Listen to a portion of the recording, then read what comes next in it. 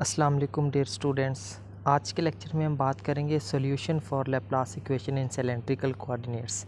Last 2 lectures में हमने solution find किया था for Laplace equation in cartesian coordinates and spherical coordinates. ठीक है, तो आज के लेक्चर में हम इसका थर्ड सॉल्यूशन कवर करेंगे जो कि हम फाइंड करते हैं सिलेंड्रिकल कोऑर्डिनेट्स के लिए। और याद रखना है कि ये जो 3 टॉपिक्स हैं, यानी कि सॉल्यूशन हम फाइंड करते हैं लैप्लास इक्वेशन का 3 टाइप्स ऑफ कोऑर्डिनेट्स के लिए, यानी कि कार्टियन कोऑर्डिनेट्स के लिए, स्फेरिकल कोऑर्डिनेट्स के लिए और सिलेंड्रिकल कोऑर्डिनेट्स के लिए। ठीक है, इन तीन तरह के कोऑर्डिनेट्स के लिए हम सॉल्यूशन फाइंड करते हैं लैप्लास इक्वेशन का।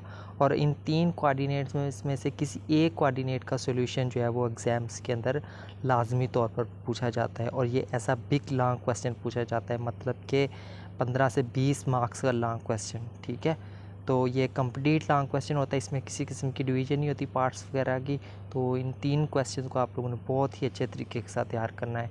सो स्टार्ट करते हैं अपना आज का लेक्चर। सबसे पहले हम इसकी लैप्लास इक्वेशन को ड्राइव करेंगे। ठीक है, Laplace equation of Laplace equation in cylindrical coordinates, वो पहले हम ड्राइव करेंगे, फिर हम उसका सोल्यूशन फाइंड करेंगे। ठीक है, तो लैप्लास इक्वेशन एज़ यूजुअल जैसे हम पहली 2 पार्ट्स में हमने फाइंड की थी, यानी कि since we know that the Laplace equation is given by del square v is equal to 0, इसको हमने इक्वेशन नंबर 1 का नाम दे देते हैं। और यहाँ पे पता ही कि ये जो डेल स्केयर है ये क्या होता है, इसको हम बोलते हैं लैप्लेजियन ऑपरेटर बोलते हैं इसको। ठीक है, और जो है वो सिलेंड्रिकल कोऑर्डिनेट्स में, यानी कि सिलेंड्रिकल कोऑर्डिनेट्स क्या होते हैं हमारे पास, आर थीटा जी। ठीक है, इनको हम कहते हैं सिलेंड्रिकल कोऑर्डिनेट्स।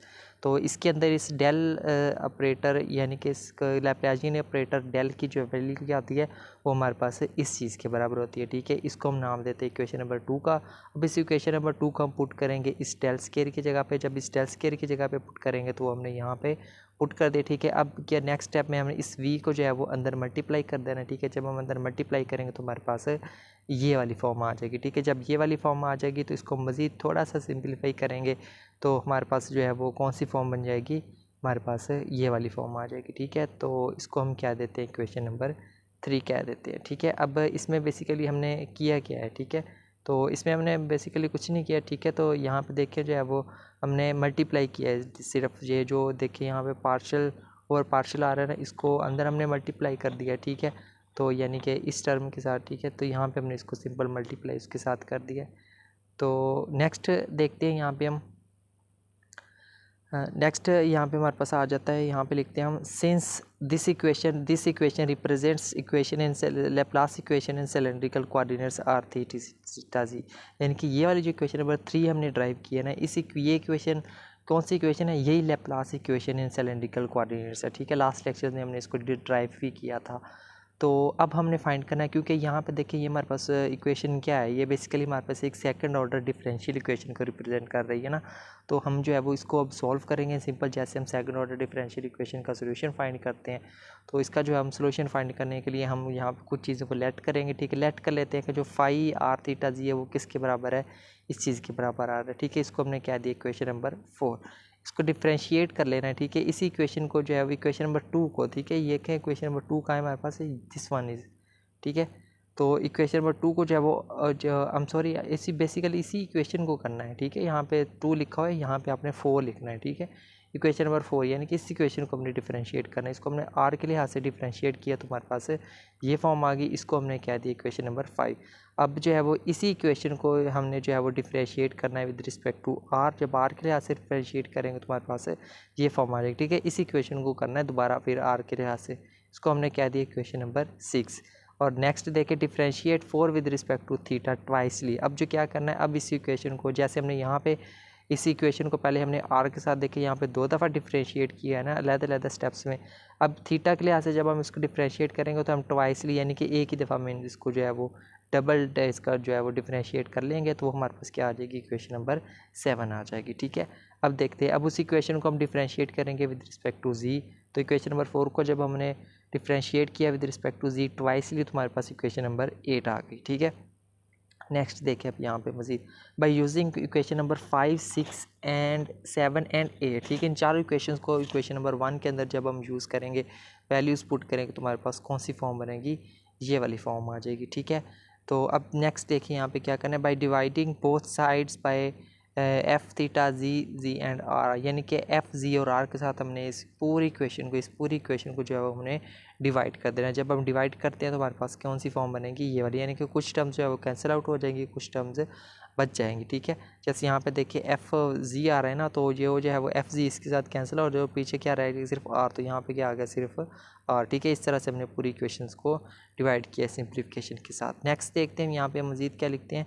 सिंस लेफ्ट, ये हमने इक्वेशन नंबर इसको 9 का नाम दे दिया। ठीक है, तो यहाँ पे पढ़ते हैं since left hand side of equation number 9 depends only on R and theta and our right hand side of equation number 7 depends only on z, so hence equation number 9 can be written in such a way that each side is equal to some constant minus m square। ठीक है, तो जो है वो इसको ये आगे, ठीक है, इक्वेशन नंबर हमारे पास 10 आ चुकी है। ठीक है, तो यहाँ पे देखिए जो है वो हम इसको अगर हम कंपेयर करें तो हम इसको अलग-अलग किस चीज़ कॉन्स्टेंट्स के इक्वल लिख सकते हैं, यानी कि यहाँ पे जो फर्स्ट टर्म है इसको हमने किसके इक्वल रख लिया है, हमने इसको लेट कर ले सकते हैं कि ये माइनस एम स्क्वायर के बराबर है। ठीक है, यहाँ पे जी जो है वो इसके बराबर है। अब ये वाली टर्म है कौन सी भला, ये वाली टर्म है। ठीक है, इसकी जो राइट हैंड साइड पे यही चीज़ यहाँ पे एक्सप्लेन की गई है ना, कि जो है वो उस इक्वेशन को जो है हम कर सकते हैं। ठीक है, ये माइनस एम स्क्वायर के इक्वल लिख सकते हैं, ये देखिए राइट हैंड साइड को। ठीक है, तो यहाँ पे ठीक है, इसको मज़ीद सिंप्लीफाई किया तो हमारे पास ये आ गया। ठीक है, ये वाला उधर जाकर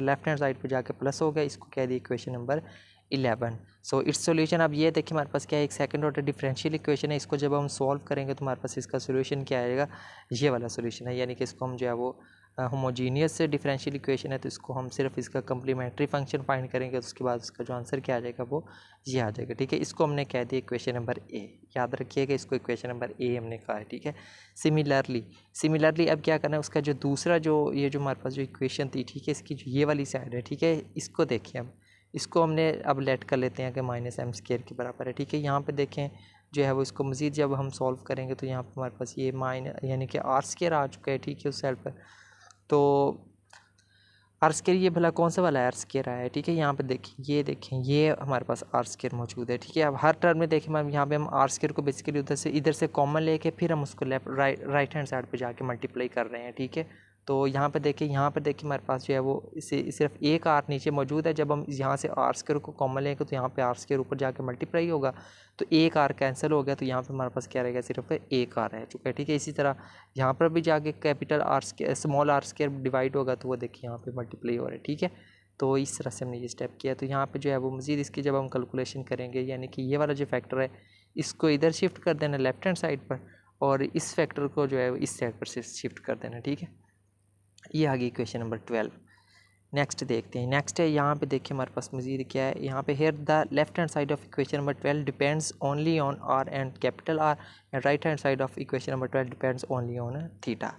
सो नेक्स्ट यहाँ पे मज़ीद देखिए इसको कैसे एक्सप्लेन करते हैं। Hence equation number 12 can be written in such a way that each side is equal to some constant n square. ठीक है, अब उसके हमने कांस्टेंट को सेम वे में जो है वो एन स्क्वायर के इक्वल लेट कर लिए। जब इसको सॉल्व करेंगे तो यहाँ पे हमें मिलेगी इक्वेशन नंबर 13। तो यहाँ पे हम ये भी देखें हमारे पास क्या है, एक सेकंड ऑर्डर डिफरेंशियल इक्वेशन है, तो इसका भी जो है वो सॉल्यूशन है वो हम क्या लिख सकते हैं। ठीक है, वो हम ये लिख सकते हैं। ठीक है, इसको हमने कह दिया इक्वेशन नंबर बी।